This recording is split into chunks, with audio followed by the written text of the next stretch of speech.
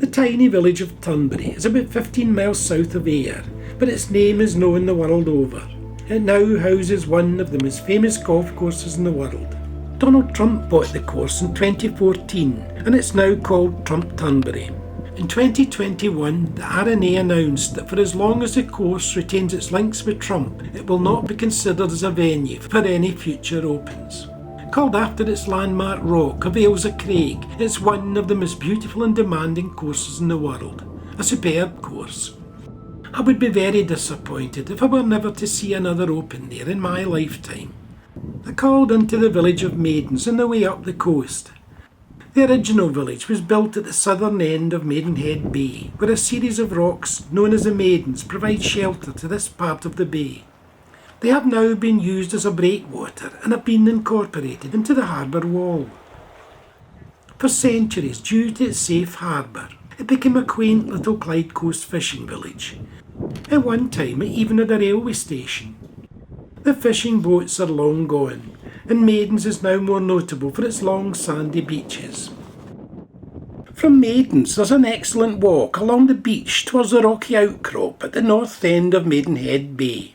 It's a fairly lengthy walk, and the sandy beach makes it heavy going.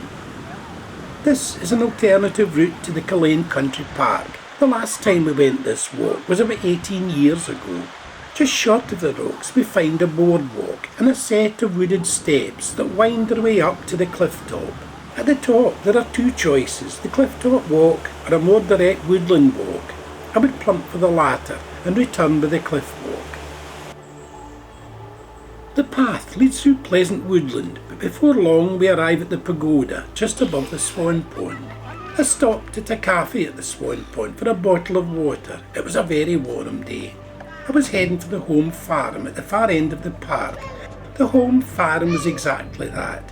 It was where the castle farm animals were kept. It contained pens for pigs and poultry. It has been tastefully converted into a restaurant, cafe and visitor centre with an attractive arched entrance at each corner. The arch with its slits and sentry posts at each side was designed by Robert Adam. It was designed merely as an ornamental folly to frame the approach to the castle across the winding viaduct. It certainly delivers what it was set out to achieve. There is no denying that this Robert Adam designed castle is a most wonderful masterpiece, a work of art. Adam was the most popular and sought after architect of his time. The arch and the winding viaduct offer the visitors a first view that is impossible to surpass. The wonderful spacious fountain court is another attractive feature, bordered by a picturesque row of cabbage palms running along the full length of the terraced walls.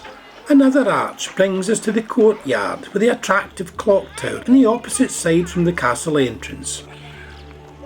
The fountain court, like the castle, has evolved over centuries to the magnificent feature it is today. When the castle was no more than a 16th century defensive tower on a cliff top called Coif Castle, this was part of its southern defences. A ditch, and much deeper than it is today. This part of the grounds developed in tandem with the castle, and over the next few centuries it became a notable terraced garden. It was re-landscaped in the late 1800s, and a fountain was added, which is based on Bernini's Triton fountain in Rome. No tour of the Burns country is complete without a visit to Culzean. I headed back to Maidens.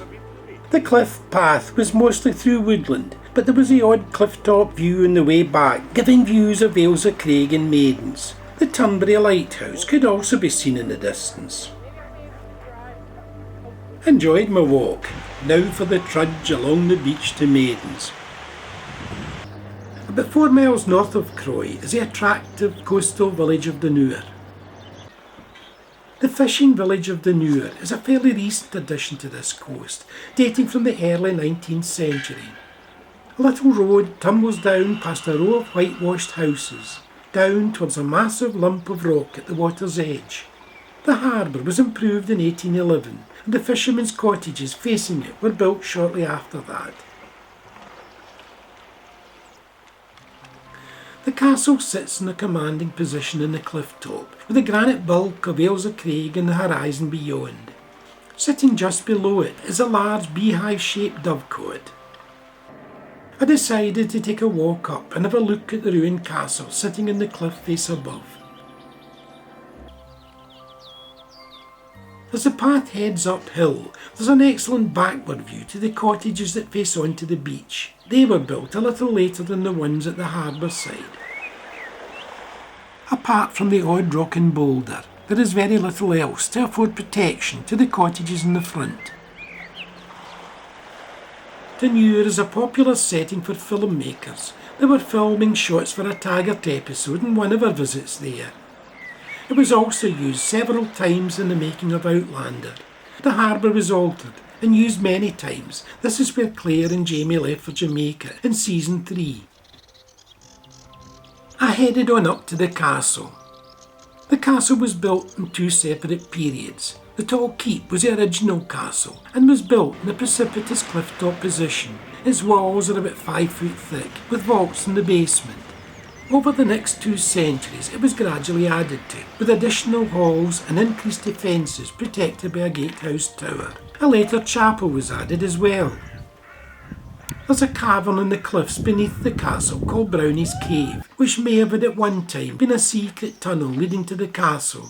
Mary Queen of Scots stayed here in 1563 on her way to Whithorn Priory. For much of its time, the castle has been a Kennedy stronghold, and like most, a castle with a past. Duneura Castle was described as a ruin in the 17th century. Many castles at that time were being slighted during the Civil War period. It certainly appears as if part of it has been blown up. The large beehive dovecote was built in the early 16th century to hold 200 nesting boxes, providing eggs, and the older pigeons would be cooked or used for pies for the castle. I made my way over to a little hillock and gazed out to sea. Once again, the horizon was dominated by the rugged Arran peaks. I noticed a basking shark from the cliffs here in one of my previous visits. Today it's a jet ski, and he seemed to be searching for something. Duneura is an idyllic spot with its wonderful old castle, its rocky foreshore with its row of fishermen's cottages, and the picturesque harbour with its own row of cottages. And to cap all that, we have the magical sunsets. Duneura has everything. It was a warm, sunny evening, so we headed down to Ayr Beach. In the distance, I could see the towers of the old pavilion. I used to go there to the dancing. Now I take my grandchildren to Pirate Pete's there. I heard a noise behind me, so I turned round. It was a little harbour pilot heading out of port. The pilot is used to guide large or long ships into the harbour. It was going to be needed to guide the old paddle steamer, the Waverley, into port. The Waverley is a very long, sleek vessel, and it is a shallow draught, which enables it to use all the Clyde ports, but the entrance to the harbour here is very narrow indeed. When the cruise ships visit, they have to sit in the bay, and the passengers are brought in by sea taxis, but we haven't had one for a while. When the Waverley appears, you just have to stand and stare in amazement. It is the most impressive, sleek vessel, and to add to the wow factor, it's a paddle steamer. The wonderful old steamer has been missing from the Clyde coast for a while. It was withdrawn from service in 2019 for a boiler refit, but by the time it was fitted, it was unable to resume due to COVID. Service has only recently resumed, but this was filmed just prior to the refit. The pilot vessel was now returning to the harbour. Its job was done. The Waverley started reversing to its berth.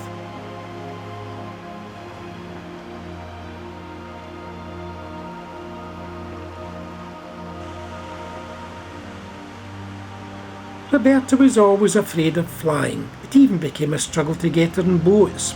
I never managed to get her onto the Waverley. The Waverley was now at its berth, and the day troopers started to disembark. It had been a wonderful day for a sail. The steamer had just returned from visiting Girvan and sailing around the volcanic plug of Ayrshire Craig.